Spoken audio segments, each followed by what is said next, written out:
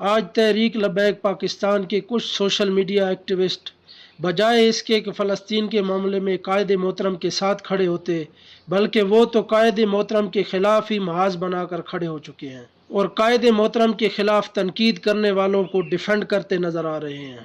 اللہ تعالیٰ آپ کو سلامت رکھے، لیکن یہ سن لیں کہ تحریک لبیک پاکستان نہ ہی میری اور نہ ہی آپ کی وجہ سے کھڑی ہے، بلکہ تحریک لبیک پاکستان فقط اللہ اور اس کے رسول کی مدد سے میدان عمل میں ہے۔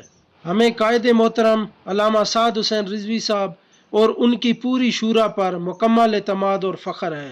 باقی بابا جی فرماتے تھے، جس نے تحریک کو اپنی فیم اور اپنی مشہوری اور اپنی پہچان بنانے کے لیے استعمال کیا تو وہ دنیا میں ہی اس کا انجام بھگتے گا۔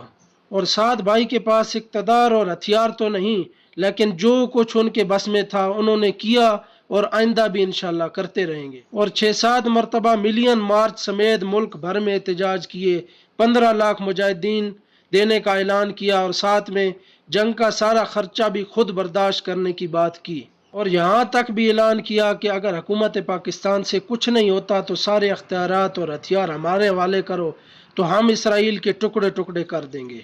لیکن افسوس کی بات کہ میرے پاکستانیوں، جو حکومتیں 23 سال سے پاکستان کی بیٹی ڈاکٹر عافیہ صدیقی کو امریکی جیل سے رہا نہ کروا سکیں، انہوں نے فلسطین کے لیے کیا جہاد کا اعلان کرنا ہے۔ والسلام۔ اگر میری کوئی بات کسی کو بری لگی ہو تو دل سے معذرت۔ اللہ تعالیٰ آپ کو ہمیشہ سلامت رکھے۔ اللہ حافظ۔